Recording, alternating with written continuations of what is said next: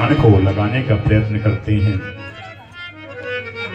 भजन में मेरा मन लगा बंसी वाले, भजन में मेरा मन लगा बंसी वाले, भजन में मेरा मन लगा बंसी वाले, भजन में मेरा मन लगा बंसी वाले, मेरे सोए भाग्य जगा बंसी वाले, मेरे सोए भाग्य जगा बंसी वाले, भजन में मेरा मन लगा बंसी वाले, भजन में मेरा मन लगा बंसी वाले, मुझे खा रहे कामनाओं के कीड़े, मुझे खा रहे कामनाओं के कीड़े, मुझे खा रहे कामनाओं के कीड़े, मुझे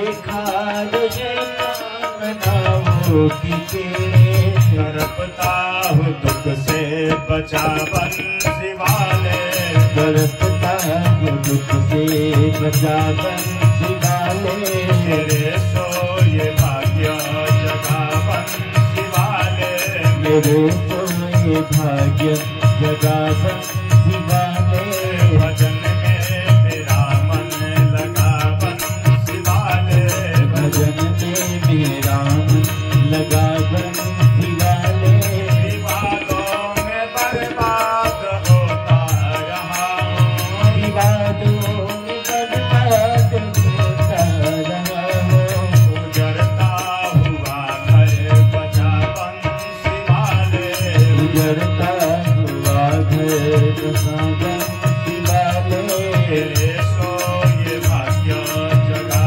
बंसी वाले, मेरे सोए भाग्य जगा बंसी वाले, अधम हूँ मगर नाथ हूँ वंश तेरा, अधम हूँ मगर नाथ हूँ वंश तेरा, अपने विरह में जला बंसी वाले, अपने विरह में जला बंसी वाले, मेरे सोए भाग्य जगा बंसी वाले, मेरे सोए भाग्य जगा बंसी वाले, भजन में मेरा मन लगा बंसी वाले, भजन में मेरा मन लगा बंसी वाले, नहीं नाम धन है न कोई कमाई, नहीं नाम धन है न कोई कमाई, गरीबी मेरी लेके आ बंसी वाले, गरीबी मेरी लेके आ बंसी वाले, भजन में मेरा मन लगा बंसी वाले, भजन में मेरा मन लगा बंसी वाले, मेरे सोए भाग्य जगा बंसी वाले, मेरे सोए भाग्य जगा बंसी वाले, भजन में मेरा मन लगा बंसी वाले, भजन में मेरा मन लगा बंसी वाले, भजन में मेरा मन लगा बंसी वाले, भजन में मेरा मन लगा बंसी वाले, मेरे सोए भाग्य जगा बंसी वाले। हमसे अधिकांशतः लोग पूछते हैं, महाराज जी आप कथा करते हैं, प्रवचन करते हैं, क्या आपके कथा प्रवचन से समाज में सुधार आता है? तो मैं सिर्फ एक ही शब्द कहता हूं कि मैं कौन होता हूं किसी को सुधारने वाला। मैं तो सिर्फ जिस प्रकार से घड़ी में अलार्म भरा जाता है, अलार्म लगाया जाता है, वैसे ही मैं मानव के जीवन में अलार्म भरने का मैं प्रयत्न करता हूं। अगर व्यक्ति जब गलती करने जाता है, कोई गलत कार्य करने जाता है, तो एक बार सोचता जरूर है कि महाराज जी बताए थे कि यह कार्य गलत है। आज पंचम दिन है कथा का, आज पंचम दिन है और कल हमारे कन्हैया का प्राकट्य हो चुका है। कल आप लोग बड़े ही धूमधाम से कन्हैया का जन्मोत्सव मनाए और मैं देखा भी कल कि कुछ लोग चकाचक मदिरा का पान करके आए थे। चूंकि इस पे बोलना अनुचित है, लेकिन मैं धर्म पीठ पर मैं बैठा हुआ हूं और यह ज्ञान महायज्ञ है। कथा सुनने से क्या होता है? तो ज्ञान की प्राप्ति होती है। कथा सुनने से क्या होता है? तो ज्ञान की प्राप्ति होती है। यह ज्ञान महायज्ञ है। मैं आपको बता दूं कि अन्य क्षेत्रे कृतम पापम धर्म क्षेत्रे विनश्यति। क्या? अन्य क्षेत्रे कृतम पापम धर्म क्षेत्रे विनश्यति और धर्म क्षेत्रे कृतम पापम वज्रलेपो भविष्यति। मेरा कहने का अभिप्राय यह है कि यह जो कथा हो रहा है, जिस भूमि पे कथा हो रहा है, अगर आप इस भूमि को साधारण भूमि समझते हैं ना आप, तो यह आपकी सबसे बड़ी भूल है। क्योंकि यह जो भूमि है, यह श्रीधाम वृंदावन बन चुका है। 84 कोष का जो ब्रजमंडल है, वह ब्रजमंडल बन चुका है महाराज। यहाँ पे कल कन्हैया का हम लोग जन्मोत्सव मनाए और यहाँ आकर के आप लोग पी करके उधम मचाएंगे। उधम मचाएंगे तो यह गलत है। अन्य क्षेत्र का किया हुआ पाप जब हम धर्म क्षेत्र में जाते हैं तो धर्म क्षेत्र में समूल नष्ट हो जाता है। लेकिन अगर हम धर्म क्षेत्र में जाकर के पाप करते हैं तो वह इंद्र के वज्र के समान हो जाता है। वह इंद्र के वज्र के समान हो जाता है। वह उसका काट कहीं भी नहीं है। अयोध्या, मथुरा, माया, काशी, कांची, अवंतिका, द्वारावती, चाहे आप जहां चल जाइए, लेकिन उसका काट आपको कहीं नहीं मिलेगा। वह इंद्र के वज्र के समान हो जाता है। और एक पीने वाला व्यक्ति अगर यह सोचता है कि मैं पीता हूं, तो वह गलत सोचता है। एक पियक्कर क्या क्या पीता है मैं बता रहा हूं आपको। सर्वप्रथम अपने पत्नी के खुशी को पी जाता है, अपने बच्चों के हक को पी जाता है, अपने पिता के प्रतिष्ठा को पी जाता है और धीरे धीरे महाराज जमीन तक पी जाता है। और इतना ही कहना अनुचित होगा। प्रत्येक पिता यह चाहता है कि मेरा कोई उत्तराधिकारी हो। तो अगर आप पिएंगे तो आप अपने बच्चों को कैसे रोक पाएंगे महाराज? कैसे रोक पाएंगे? एक बार एक माता जी एक संत के पास अपने बच्चे को लेकर के जाती हैं और कहती हैं कि महाराज जी, मेरा जो बच्चा है ना, यह गुण अधिक खाता है। संत कहते हैं कि जाओ बेटी, 1 महीने के बाद लेकर के आना। और वह माता जी 1 महीने के बाद संत के पास अपने बच्चे को लेकर के आती है। तो संत कहते हैं बेटा, गुण अधिक खाने से दांत खराब हो जाते हैं, पेट में कीड़े हो जाते हैं, बेटा अधिक गुण मत खाना। उस मैया ने पूछा कि बाबा, यह बात तो आप पहले भी बता सकते थे, फिर 1 महीना बाद आप क्यों बुलाए और 1 महीना बाद यह बात आप क्यों कह रहे हैं? संत कहते हैं कि मैं भी पहले बहुत अधिक गुण खाता था। जब मैं स्वयं गुण खाता था तो मैं बच्चे को गुण खाने से कैसे मना कर सकता हूं? जब आप स्वयं पिएंगे तो अपने बच्चों को कैसे मना कर सकते हैं महाराज? कैसे मना कर सकते हैं? अंग लाश के खा जाए, अंग लाश के खा जाए, क्या फिर भी वो इंसान है? अंग लाश के खा जाए, क्या फिर भी वो इंसान है? पेट तुम्हारा मुर्दा घर है या कोई कब्रिस्तान है? अंग लाश के खा जाए, क्या फिर भी वो इंसान है? पेट तुम्हारा मुर्दा घर है या कोई कब्रिस्तान है? आंखें कितनी रोती है, आंखें कितनी रोती है जब अपनी उंगली जलती है। आंखें कितनी रोती है जब अपनी उंगली जलती है। सोचो उस दर्पण की हद जब जिस्म पे आरी चलती है। जब जिस्म पे आरी चलती है, बेबस्ता तुम पशु की देखो, बेबस्ता तुम पशु की देखो, बचने का आसार नहीं।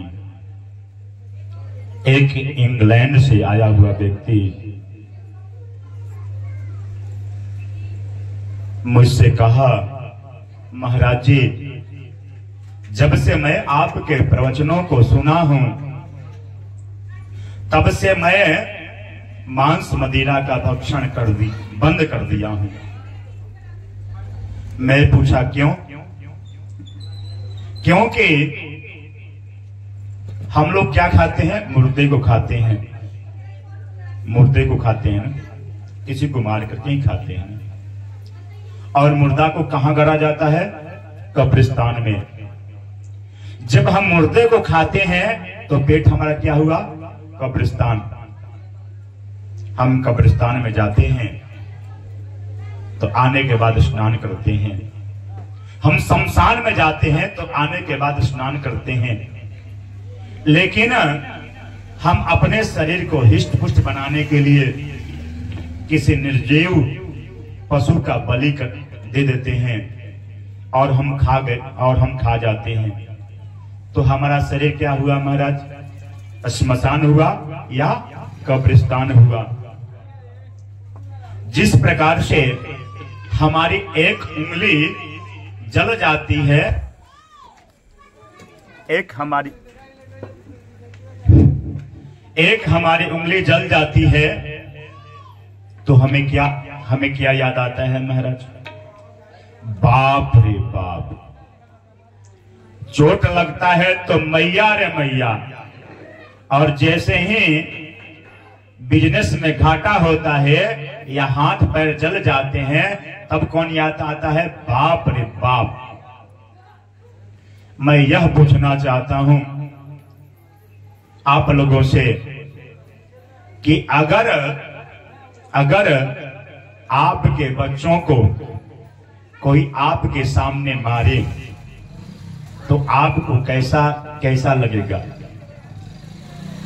लेकिन जिस बकरे के बच्चे को आप लोग मारते हैं, अरे उसका भी कोई बाप है, कोई महतारी है, तो उसको कितना कष्ट होता होगा, जरा विचार करो महाराज। हमारी थोड़ी सी उंगली कट जाती है तो हमें कितना दर्द होता है, और जिस बकरे को हम लोग काट देते हैं अपने पेट को भरने के लिए, अगर हमें कोई मारता है तो हमें यह आशा रहता है कि कोई ना कोई हमें बचाएगा। लेकिन जिस पशु को आप मारते हैं उसको कौन बचाएगा महाराज? वो तो बेचारा बेबस है। मैं बार बार आप लोगों को समझाना चाह रहा हूं, बार बार मैं बताना चाह रहा हूं आप लोगों को कि अवश्यमेव भोक्तव्यम कृता कर्म शुभाशुभम न भोक्ते कर्म कल्प कोटि सदैरपि। गोस्वामी तुलसीदास जी कहते हैं कि कर्म प्रदान विश्व करी राखा, जो जस करे स्वतई फल चाखा। जो जैसा कर्म करता है उसी प्रकार का उसको फल मिलता है महाराज। इसलिए प्रयास करें कि मांस और मदिरा का भक्षण बंद कर दें। मेरा सिर्फ कहने का काम है और अमल करने का आपका कार्य है। आप जैसा करेंगे उस प्रकार से आपको फल मिलेगा। कर्मणा जायते जंतुर कर्मणैव विलीयते सुखम दुखम भयम शोकम।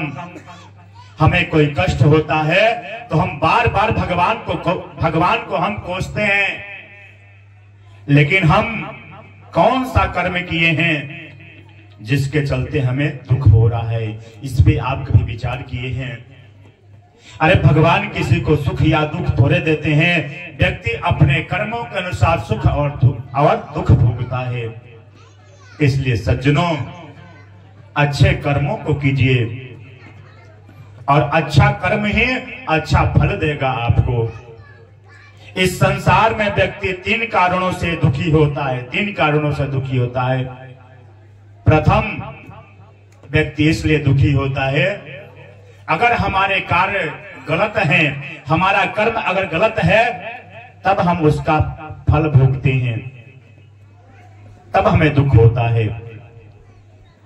या हम कोई गलत कार्य कर चुके हैं तब उसका फल हमें गलत मिलता है, हमें दुख होता है। या कोई हमारा पूर्व जन्म का प्रारब्ध है, तब हमें दुख होता है।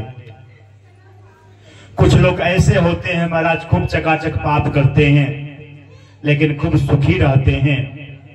ऐसा क्यों होता है? ऐसा इसलिए होता है कि उनके पूर्व जन्म का प्रारब्ध अच्छा होता है, और जैसे ही पूर्व जन्म का प्रारब्ध खत्म हो जाएगा, अच्छा कर्म खत्म हो जाएगा, पुनः उन्हें दुख प्रारंभ हो जाएगा उनके जीवन में। इसलिए अच्छे कर्म करने का प्रयत्न कीजिए महाराज। बोलो जय जय श्री राधे श्याम। श्री राम जय जय राम, श्री राम जय जय राम, श्री राम जय जय राम, श्री राम जय जय राम, श्री राम जय जय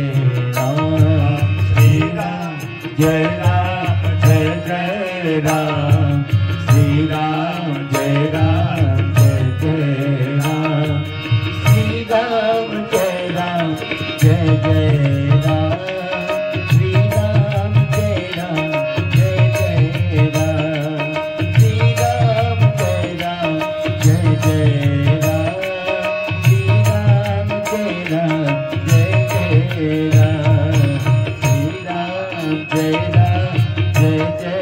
राम, श्री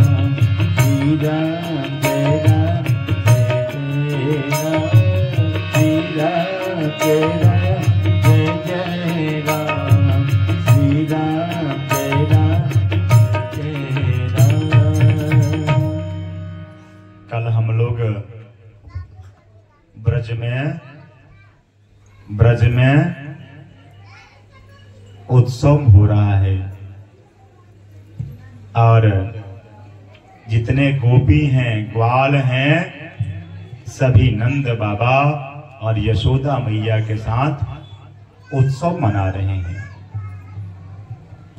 एक कवि का भाव है, आज बर्फी से ब्रजनार बनी, आज बर्फी से ब्रजनार बनी, गुंजिया से गीत और गुंजा से ग्वाला।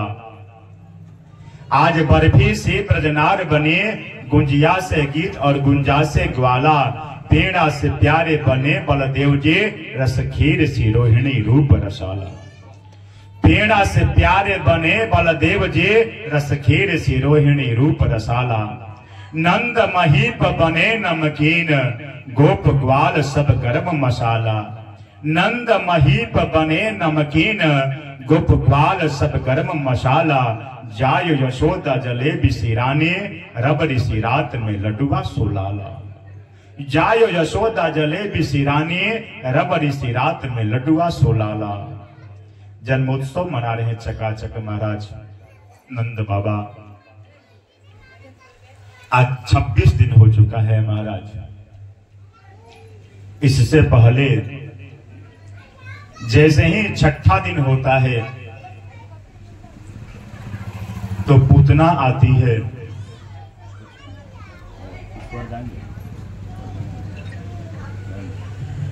आई एक सोहर, उसके बाद आगे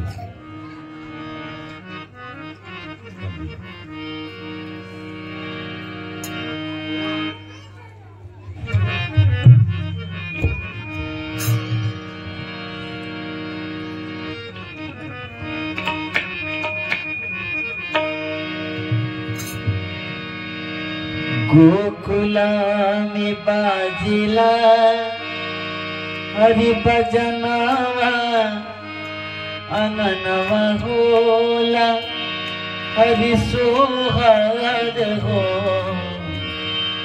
इललन आजू भैले कृष्ण के जनमवा अननवा होला सोहर हो।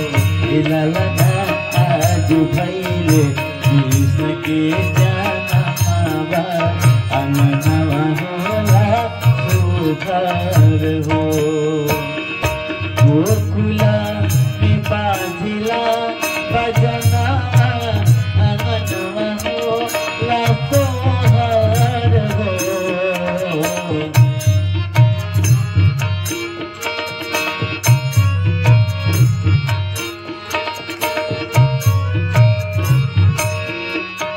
गोकुला में बाजिला भजनवा अननवा होला सोहर हो। इललना इललना इललना आजू भैले कृष्ण के जनमवा अननवा होला सोहर हो। इललना आजू भैले कृष्ण के जनमवा अननवा होला सोहर हो।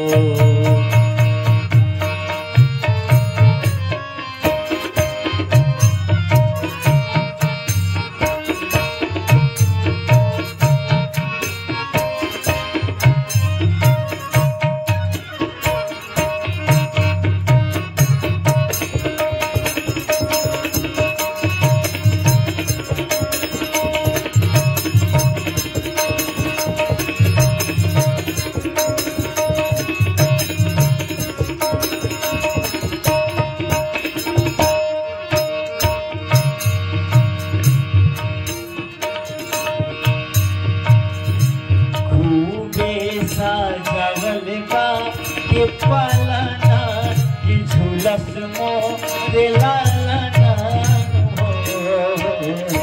हो। सजावल बा के पालना की झुलस मोरे लालना हो। इललना इललना इललना आजू भैले कृष्ण के जनमवा अननवा होला सोहर हो। इललना आजू भैले कृष्ण के जनमवा अननवा होला सोहर हो।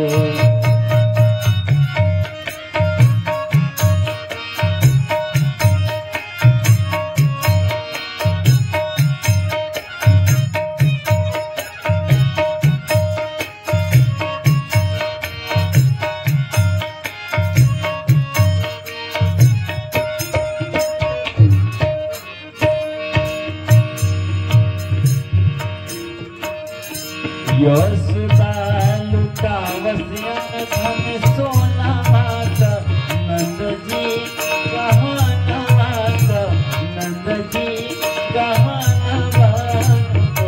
इललना इललना इललना आजू भैले कृष्ण के जनमवा अननवा होला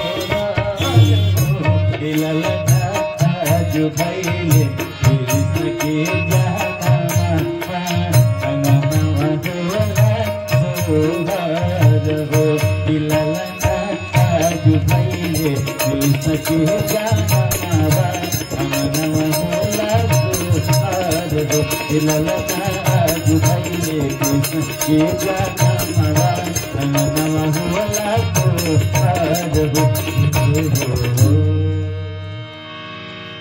आज 26 दिनों से लगातार नंद भवन में चकाचक उत्सव हो रहा है।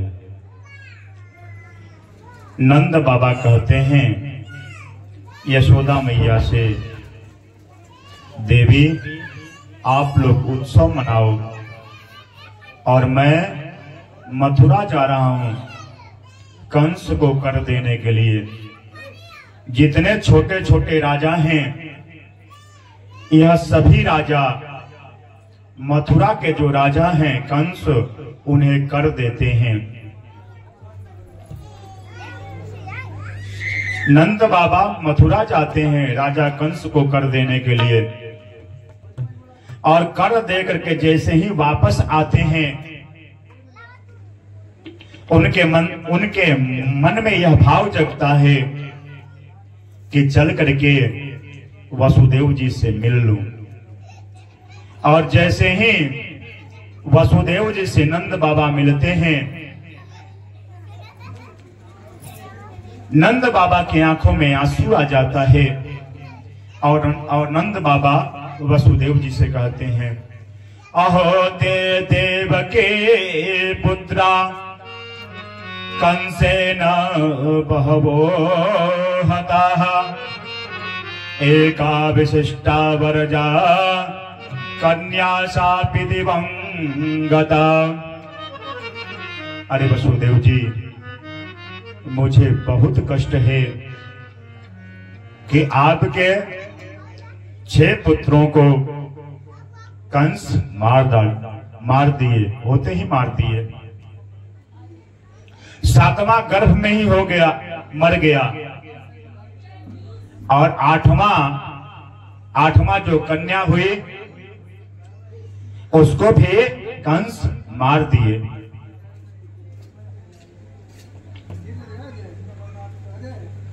इधर वसुदेव जी कैसे कहें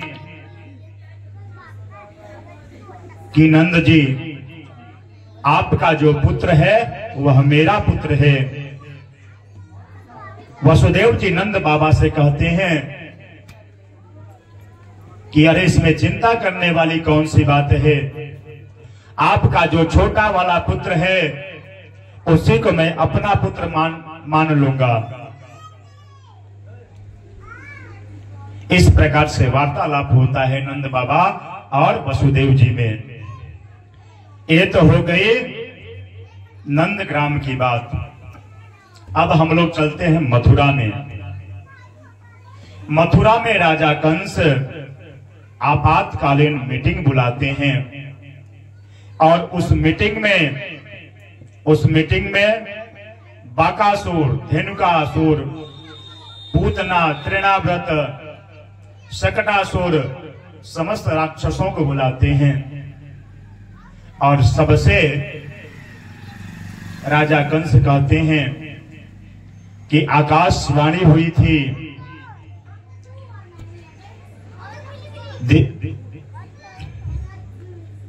देवकी का जो 8वां कन्या हुई थी उसने कहा था आकाशवाणी के द्वारा कि कंस तुम मुझे क्या मारोगे, तुम्हें मारने वाला देवकी का 8वां पुत्र जन्म ले चुका है।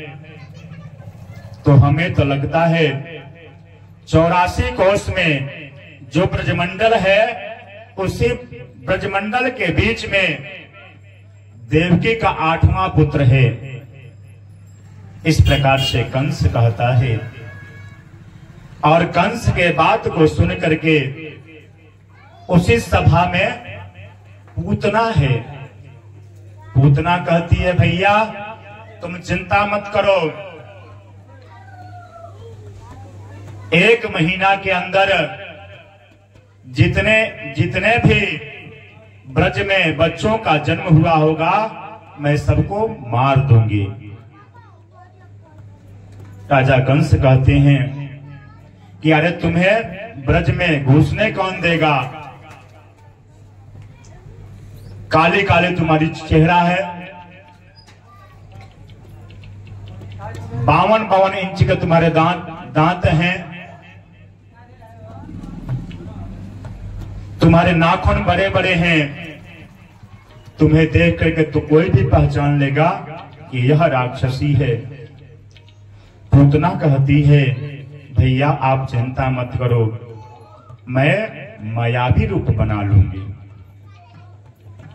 कंस कहता है कि ठीक है, जब ऐसी बात है तो जाओ। और जैसे ही पूतना ब्रज में प्रवेश करती है तो देखती क्या है कि 25,000 लोग आ रहे हैं नंद भवन से और 25,000 लोग नंद भवन में लोग जा रहे हैं। और हमारे कन्हैया कहते हैं कि मौसी जल्दी मेरे पास में आ जाओ, किसी निर्दोष बालक को मत मारना, तुम मेरे पास आ जाओ, तुम्हारी शत्रुता तो मुझसे है इसलिए तुम मेरे पास में आ जाओ। इधर पूतना सीधे नंद भवन की तरफ प्रस्थान करती है। अब राक्षसी कितना भी रूप बना ले तो समझ में तो आ ही जाएगा। एक ग्वाल बाल दूसरे ग्वाल बाल से पूछता है कि भैया यह कौन है? दूसरा ग्वाल बाल कहता है भैया ते ना जाने, यह तो यशोदा मैया के बचपन की सहेली है, इसे रास्ता दे दो, इसे रास्ता दे दो। और सीधे रास्ता मिलते जाता है और सीधे नंद भवन में पूतना प्रवेश कर जाती है। यशोदा मैया पूछती हैं कि बहना तुम कौन हो? यशोदा मैया से पूतना कहती है कि मैं सुनी हूं कि आपके लाला भयो है, नंद के लाला भयो है, सो दर्शन करने को आ गई, आशीर्वाद देने को आ गई। यशोदा मैया कहती हैं कितना सरल स्वभाव है यशोदा मैया का। यशोदा मैया कहती है बहना मेरो लाला थोड़े हैं, आप सबों के लाला हैं, खूब आशीर्वाद दो, खूब आशीर्वाद दो। और लाला को वहीं छोड़ करके अतिथि सेवा में यशोदा मैया लग जाती है। इधर पूतना को तो समय चाहिए था। पूतना सोचती है कि सिर्फ 5 मिनट का समय मुझे मिल जाए और मैं अपने स्तनों का पान इस बालक को कराऊंगे और इसका मृत्यु हो जाएगा और मैं जाकर के राजा कंस को बताऊंगी और वह मुझे बहुत सारा उपहार देंगे, मुझे बहुत सारा उपहार देंगे। और जैसे ही यशोदा मैया अतिथि सेवा में लग जाती है, पूतना कन्हैया को उठाती है और अपने गोद से लगाती है और धीरे से स्तन पान कराती है। पूतना के स्तन में जहर है और हमारे कन्हैया क्या करते हैं महाराज, जैसे छोटा सा जब बालक होता है ना तो एक स्तन को, मां के एक स्तन को मुख से पकड़ता है और दूसरे स्तन से दूसरे हाथ से दूसरे स्तन को पकड़ता है। वैसे ही हमारे कन्हैया भी आज पूतना के स्तन का पान करने लगते हैं। शामुंचालमिति प्रभाषिणी निष्पीड्यमानाखिला जीवमर्मणि ब्रवृत्य नेत्रे चरणौ भुजौ मुहुर प्रविष्ट्रगात्राचिपतिरुरोदः। इस प्रकार से कन्हैया पूतना के स्तन का पान करते हैं महाराज। और धीरे धीरे स्तन का पान करते करते पूतना के प्राणों का संकर्षण करना शुरू कर देते हैं। पूतना चिल्लाती है, मुझ्यता मुझ्यता, मुझे छोड़ दो, मुझे छोड़ दो, मुझे छोड़ दो। कन्हैया कहते हैं, मौसी मुझे तो सिर्फ पकड़ने आता है, मैं एक बार अगर किसी को पकड़ लेता हूं तो उससे मैं छोड़ता कभी भी नहीं हूं, और तुम छोड़ने की बात करती है मौसी। पूतना कहती है, अरे ये तो बोलता भी है। इधर पूतना को कष्ट होता है और पूतना कन्हैया को लेकर के यमुना जी के तट पर चली जाती है। और देखते ही देखते हमारे कन्हैया पूतना के प्राणों का संकर्षण कर लेते हैं। स्तन पान करते करते पूतना के प्राणों का संकर्षण करना शुरू कर देते हैं और संकर्षण कर देते हैं। पूतना छटपटाती है और अपने विशाल रूप में आ जाती है। इधर गोपी जब देखती है कि अरे पालना से कन्हैया कहाँ चले गए, यशोदा मैया से बोलती है। यशोदा मैया भी बेचैन हो जाती है। एक गोपी कहती है कि वह जो तुम्हारी सखी आई थी ना, वही कन्हैया को लेकर के चली गई। सभी लोग यशोदा मैया को डांटते हैं। यशोदा मैया कहती है कि मैं क्या जानूं कि यह राक्षसी है, मैं क्या जानूं कि यह राक्षसी है। समस्त गोपी, समस्त बाल बाल, नंद बाबा, यशोदा मैया कन्हैया को खोजते खोजते जमुना जी के तट पे जाते हैं। तो देखते क्या है कि पूतना के गोद में हमारे कन्हैया खेल रहे हैं। झट से यशोदा मैया जाती है और कन्हैया को अपने गोद में उठा लेती है। और जितने ब्रजवासी हैं सब पूतना के शरीर को खींच करके एक चिता बनाते हैं, उस चिता पे रखते हैं और उसमें आग लगाया जाता है। और जैसे ही पूतना का शरीर जलता है उसमें से सुगंध निकलता है। यह बात जब राजा परीक्षित सुनते हैं कि पूतना के शरीर से सुगंध निकलता है, तो सुखदेव जी से राजा परीक्षित पूछते हैं, क्यों गुरुवर, पूतना तो राक्षसी है।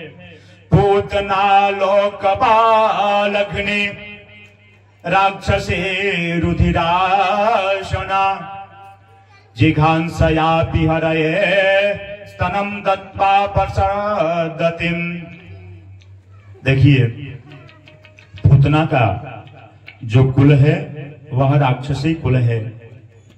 रहन सहन भी गलत है, मांस भक्षण करती है, बालकों का वध करती है। लेकिन भगवान कितने कृपालु हैं कि उस पूतना को भी भगवान सायुज्य मुक्ति प्रदान करा देते हैं। सुखदेव जी राजा परीक्षित से कहते हैं, राजन, भले ही यह पूतना कन्हैया को मारने आई है, लेकिन पूतना वह कार्य कर रही है जो एक मां करती है। इसलिए कन्हैया उसको सायुज्य मुक्ति प्रदान कर देते हैं। जिस सायुज्य मुक्ति की चर्चा आती है शास्त्रों में, ऋषि महर्षि हजारों हजार वर्ष, लाखों लाखों वर्ष तपस्या करते हैं, उसके बाद भी सायुज्य मुक्ति से वंचित रह जाते हैं। और हमारे कन्हैया को मारने वाले जो पूतना आई है उसको भगवान सायुज्य मुक्ति दे देते हैं। भगवान से बड़ा कृपालु कौन है? इसीलिए तो कहते हैं, कृपा की न होती जो आदत तुम्हारी, कृपा की न होती जो आदत तुम्हारी, तो सोनी ही रहती अदालत तुम्हारी, सोनी ही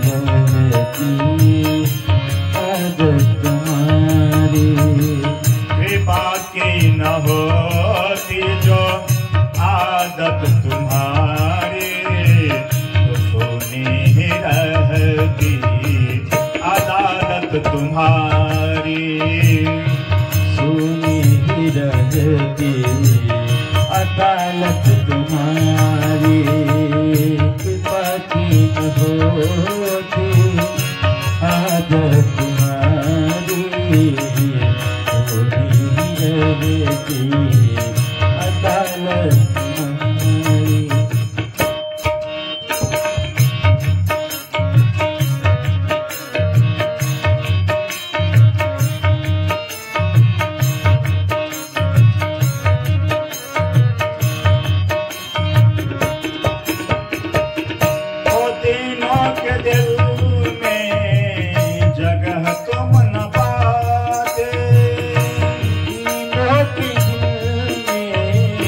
जगह तुम न पाते तो किस दिल में होती हाजत तुम्हारी,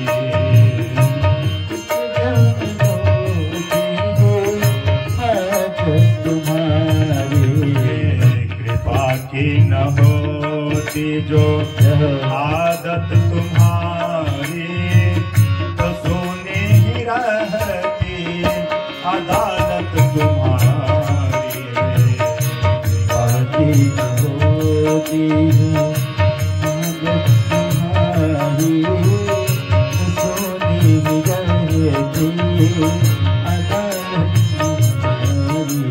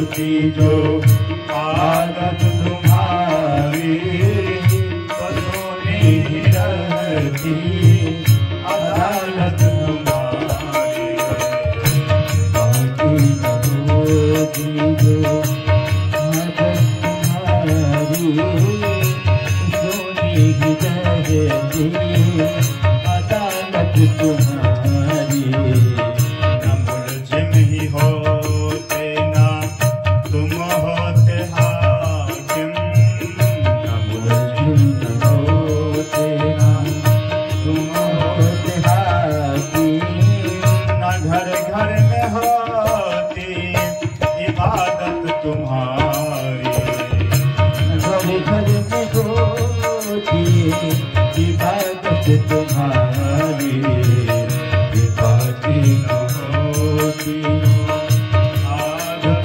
तुम्हारी, सोनी ही रहती अदालत तुम्हारी, इबादती न होती आदत तुम्हारी, सोनी ही रहती अदालत तुम्हारी, इबादती न होती जो आदत तुम्हारी, सोनी ही रहती अदालत तुम्हारी।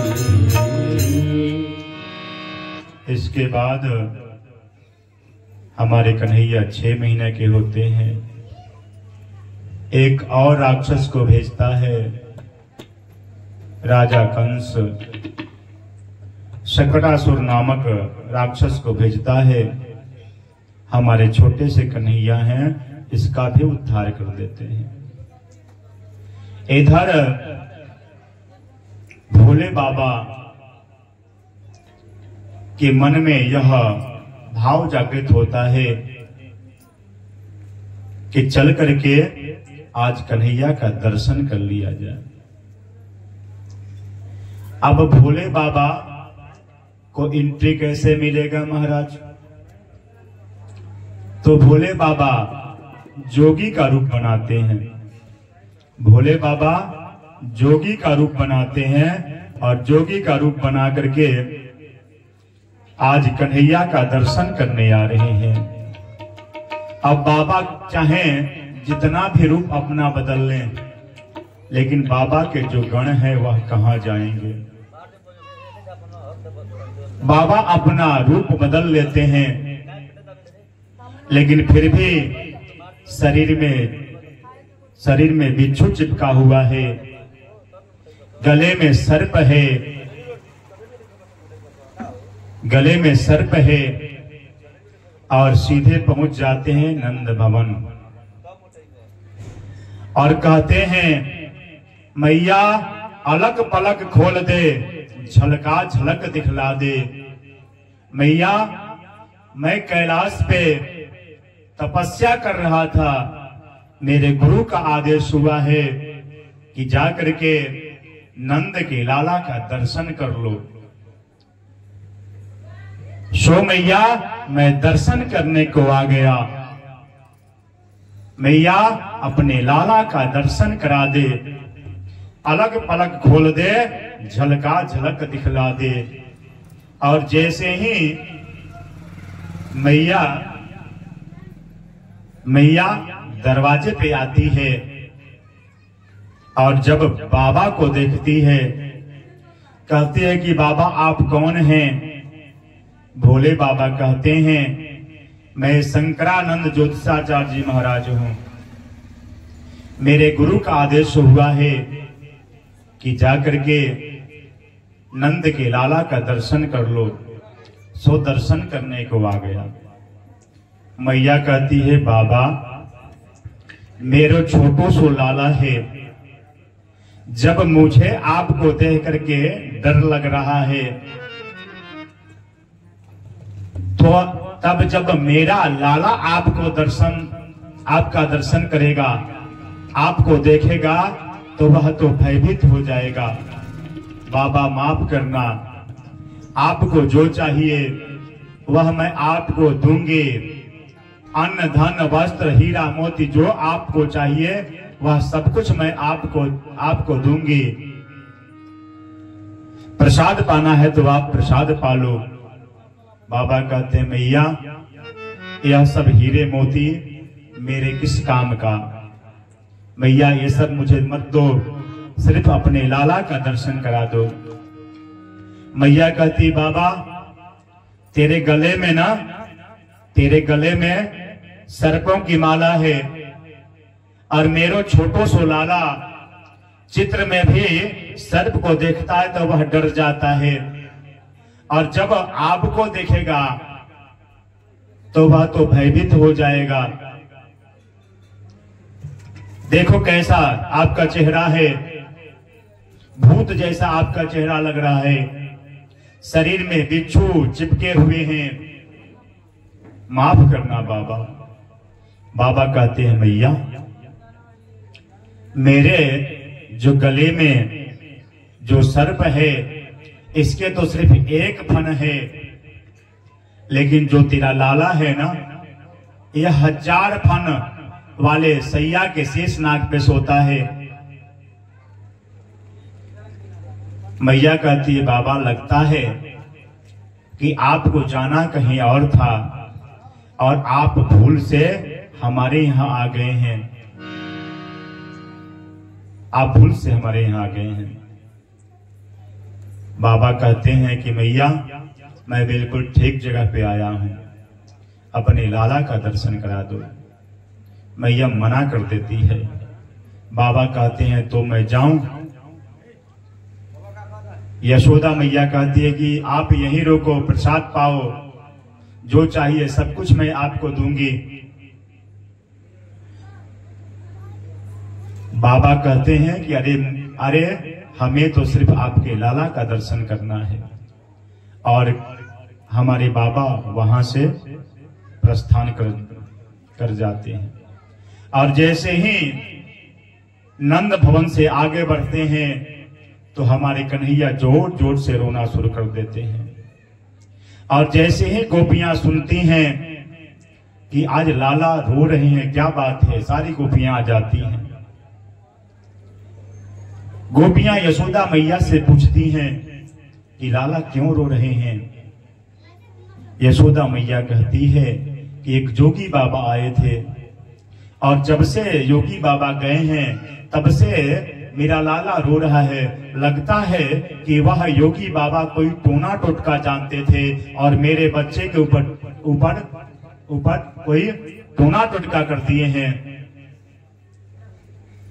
जाकर के उनको बुला लाओ, वह झाड़ देंगे तो शायद मेरा लाला ठीक हो जाएगा। एक गोपी जाती है और बाबा से कहती है, चल रे योगी नंद भवन में, तुहे यशोदा मात बुलावे। चल रे योगी नंद भवन में, तुहे यशोदा मात बुलावे।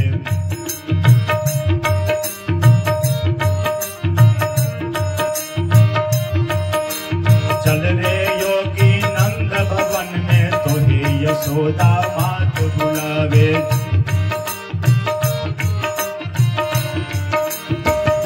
उसके लल को नजर लगी है, राही लोन करवावे।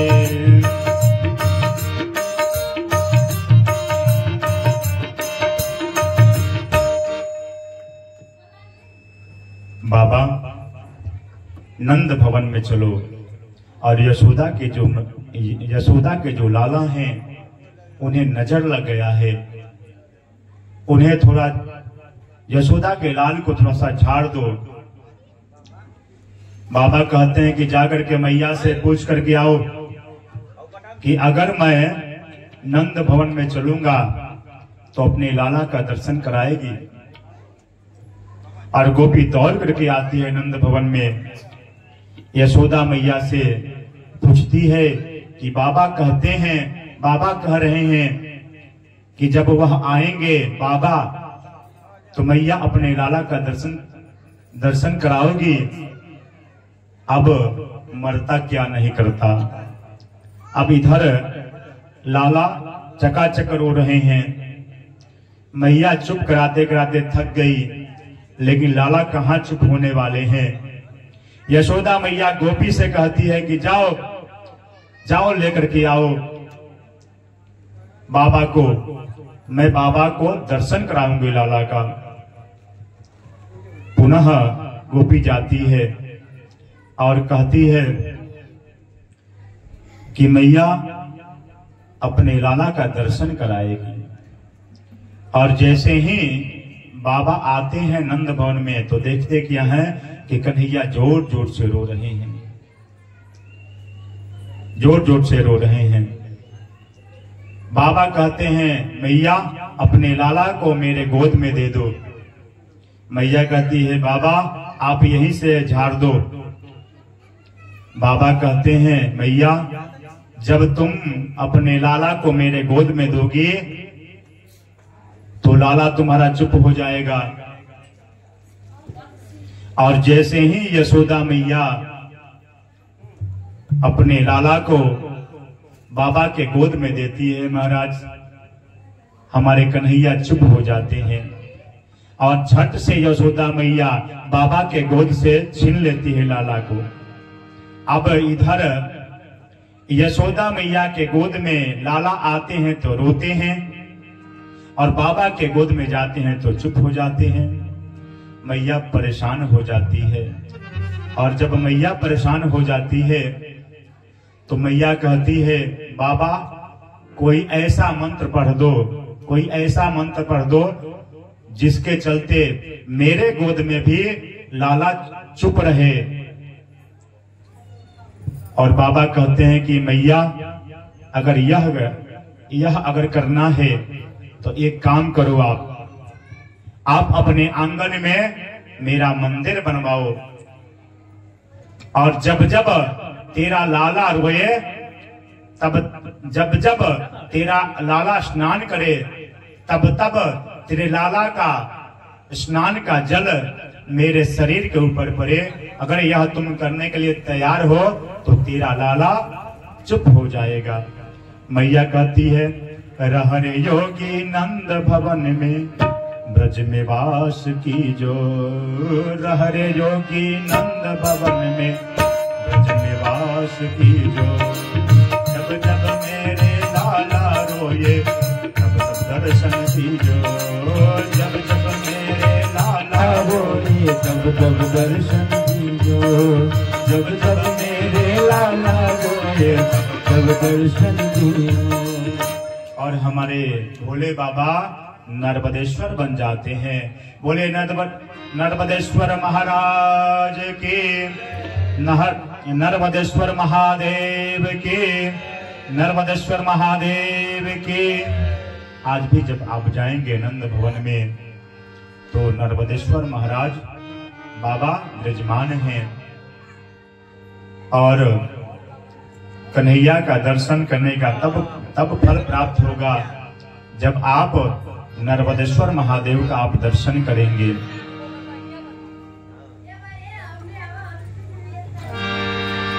हमारी जोगिया हो, हमारे जोगिया, गिम गिम गिम गिम गिम गिम डमरू बजावेला। हमार जोगिया गिम गिम डमरू बजावेला। हमार जोगिया, हमारी जोगिया हो, हमारी जोगिया, हमारी जोगिया हो, हमारी जोगिया। डमरू बजावे लन हमारा जोगिया, डमरू बजावे लन हमारा जोगिया।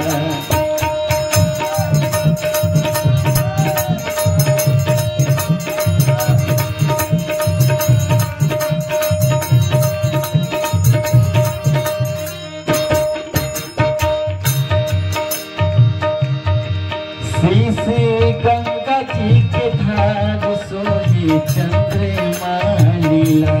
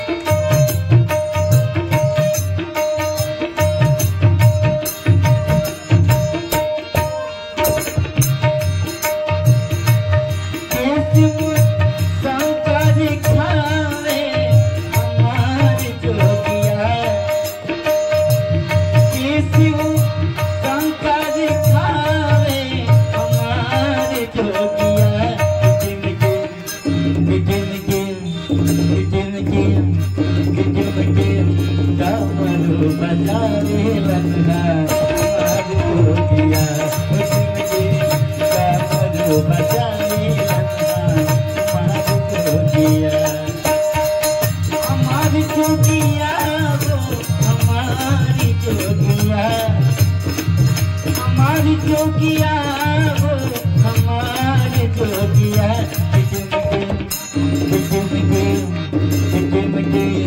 कमरू बचावे लखना मारो जोगिया कमरू बचावे लखना मारो जोगिया कमरू बचावे लखना मारो जोगिया कमरू बचावे लखना मारो जोगिया।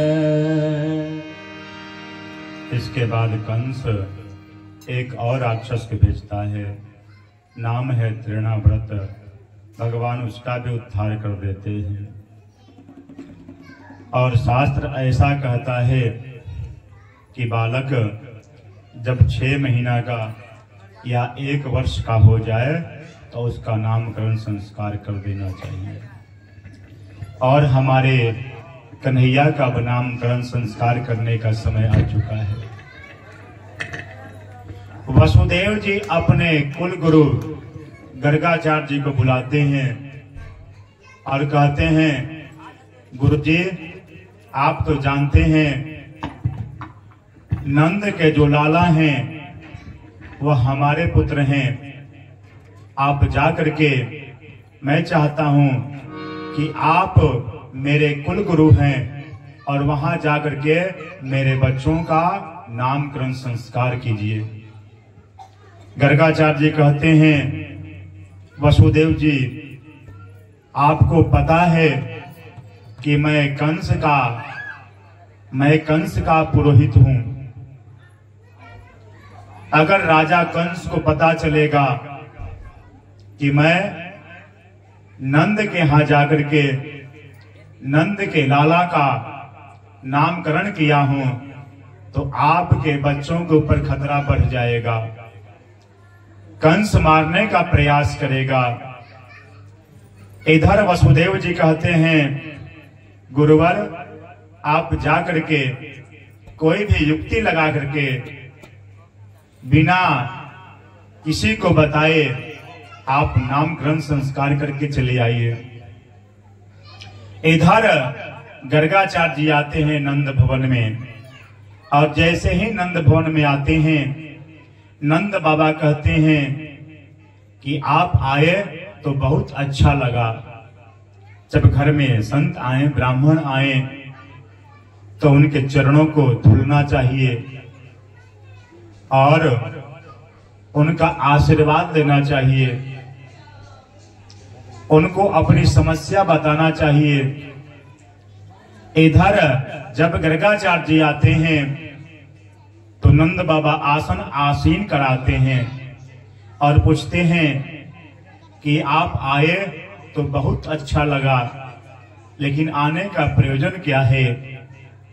गर्गाचार्य जी कहते हैं कि आप तो जानते हैं कि हमारा कार्य क्या है। यज्ञोपवीत संस्कार कराना, विवाह कराना, नामकरण करना, यही तो हमारा कार्य है।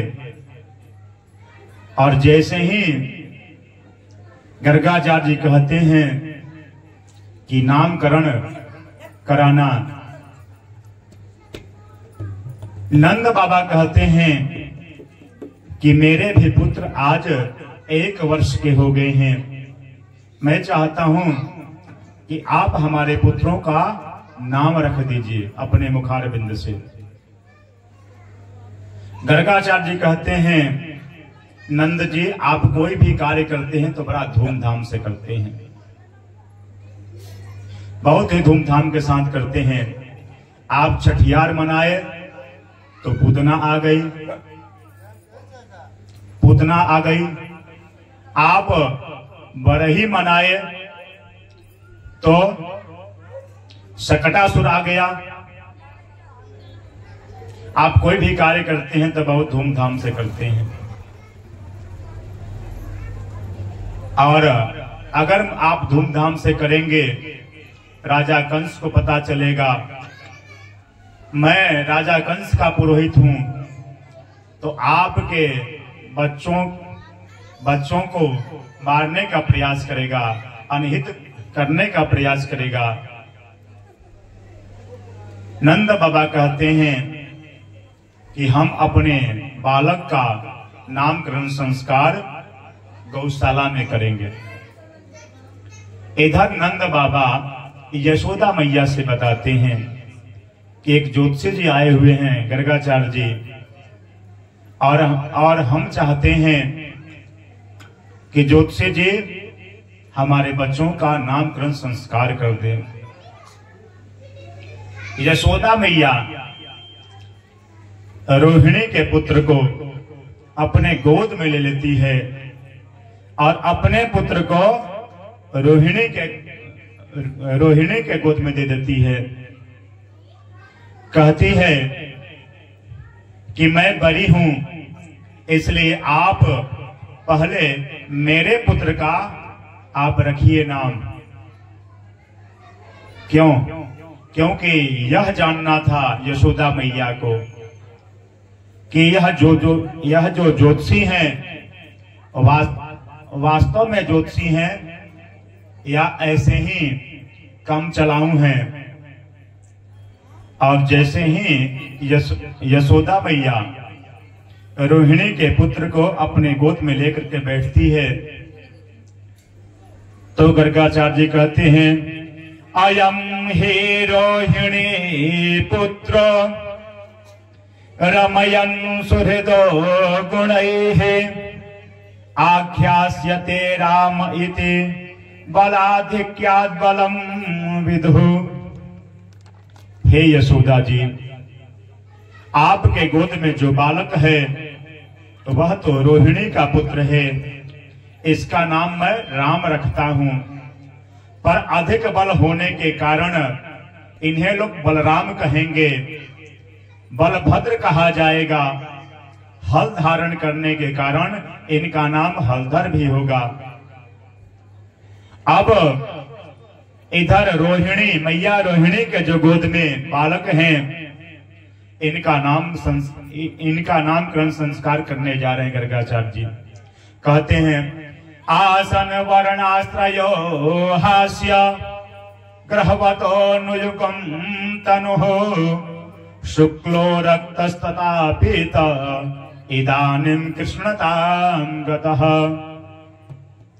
पहले इनका शुक्ल वर्ण था, फिर रक्त वर्ण हुआ, फिर पीत वर्ण हुआ, और आज कृष्ण वर्ण होने के कारण मैं इनका नाम कृष्ण रखता हूं। कभी ये वसुदेव के पुत्र भी रह चुके हैं, इसलिए इनका नाम वसुदेव भी होगा। मुरली धारण करने के चलते इनका नाम मुरलीधर भी होगा। यह गायों को चराएंगे आगे चल के, इसलिए इनका नाम गोविंद भी होगा। बड़ा सुंदर नामकरण संस्कार होता है दोनों बालकों का। इसके बाद हमारे छोटे से कन्हैया हैं, अब घुटमन चलना प्रारंभ कर देते हैं। एक दिन नंद बाबा ठाकुर बाड़ी में नित्य क्रिया से निवृत्त होकर के ठाकुर जी की सेवा कर रहे हैं। उसी समय हमारे छोटे से लाला हैं, घुटमन चल करके ठाकुर बाड़ी में पहुंच जाते हैं। नंद बाबा कहते हैं अरे कन्हैया चलो बाहर निकलो, बाहर निकलो। छोटे से हमारे कन्हैया है, कहते हैं क्यों? इसलिए बेटा कि ठाकुर बाड़ी में स्नान करके आया जाता है। कन्हैया मन ही मन कहते हैं अरे मुंह से बड़ा ठाकुर कौन हो गया, मन ही मन कहते हैं। इधर नंद बाबा डांट करके कन्हैया को ठाकुर बाड़ी से बाहर निकाल देते हैं और ठाकुर जी को स्नान कराने के बाद दूध दही घी मधु शक्कर से स्नान कराने के बाद पूजन करने के बाद कुछ लोग जब जप में बैठते हैं तो अपने आंखों को या तो बंद कर लेते हैं या गमछा से अपने सर को ढक लेते हैं, आंखों के आगे पर्दा कर देते हैं। ऐसा करने से जप करने में मन लगता है और मन एकाग्र रहता है। नंद बाबा भी अपने आंखों को बंद कर लेते हैं। इधर छोटे से कन्हैया हैं, घुटमन घुटमन चल करके आते हैं और ठाकुर जी को उठाते हैं और अपने मुख में रख लेते हैं और चुपचाप वहां बैठ जाते हैं नंद बाबा के पास में। नंद बाबा का जप परिपूर्ण होता है और जब परिपूर्ण होता है तो आरती करने जा रहे हैं।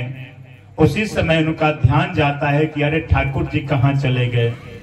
फूल उठा करके देखते हैं, तुलसी दल उठा करके देखते हैं, लेकिन ठाकुर जी तो गए। बगल में हमारे छोटे से कन्हैया बैठे हुए हैं।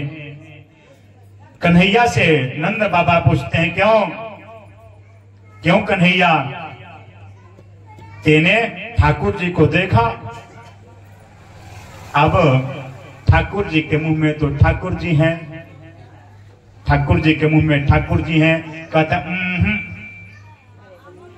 तो कहां चले गए ठाकुर जी? सही सही बताओ कि ठाकुर जी कहां चले गए, देखे हो? नंद बाबा को शंका हो जाता है और शंका हो जाता है तो नंद बाबा कहते हैं कन्हैया से कि लाला अपने मुंह को खोलो।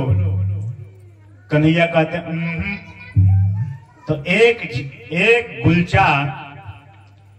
गुलचा नंद बाबा कन्हैया को मारते हैं और जैसे ही एक गुलचा मारते हैं तो ठाकुर जी के मुंह से ठाकुर जी बाहर आ जाते हैं। कन्हैया जोर जोर से रोने लगते हैं और जैसे ही जोर जोर से रोने लगते हैं यशोदा मैया दौड़ करके आती है और कहती है, बेटा क्यों रो रहे हो? नंद बाबा कहते हैं, देखो ये दिन प्रतिदिन उद्यमी होते जा रहा है। आज ठाकुर जी को अपने मुख में रख लिया है, यह कितना उद्यमी हो गया है। मैया कहती है, बेटा ठाकुर जी भगवान हैं, अगर इनको तुम अपने मुख में रखोगे तो तुम्हारे कान पक जाएंगे। इतना सुंदर सुंदर हमारे कन्हैया लीला करते हैं।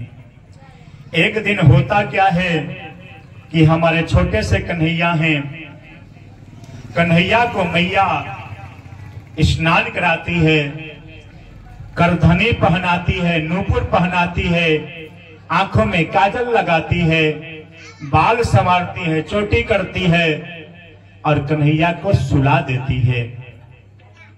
और कन्हैया कुछ देर सोने के बाद जगते हैं और जब छोटा सा बालक जब सो करके जगता है ना तो रोता है। और रोता कैसे है महाराज? ये दोनों हाथों को ऐसे करके जो है आंखों को मलता है, मलते हुए रोता है और पूरा काजल जो है आंखों में जो है लग चुका है। बड़ा सुंदर ठाकुर जी लग रहे हैं आज।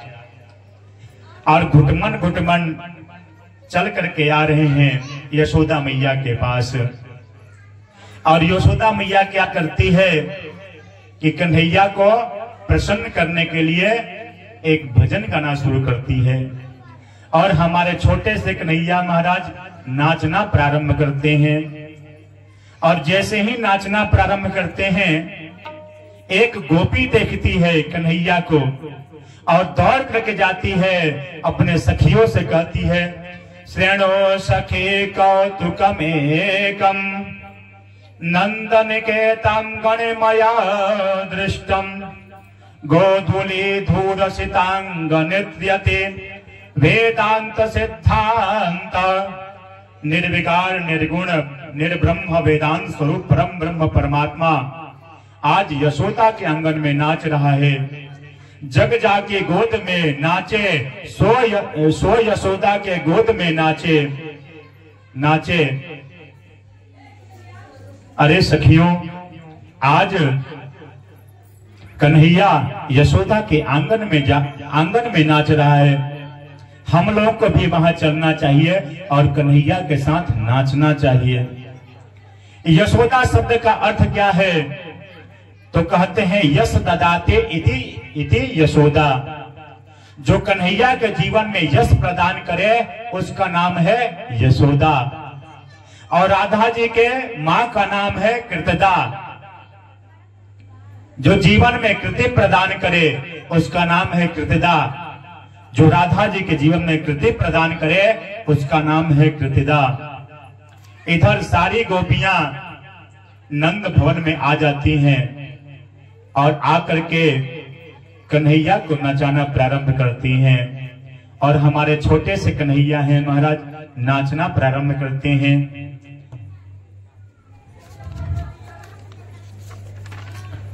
जग को नचाने वाला आप नाचे रे, जो कन्हैया पूरा जग को नचाते हैं आज स्वयं यशोदा के आंगन में नाच रहे हैं। और आप कितने सौभाग्यशाली हैं कि अपने दरवाजे पे कन्हैया को नचा रहे हैं और उनके साथ आप लोग भी नाचेंगे। जग को नचाने वाला आप नाचे रे, जग को नचाने वाला आप नाचे रे, मेरे अंगने में कन्हैया नाचे रे, मेरे अंगने में कन्हैया नाचे रे।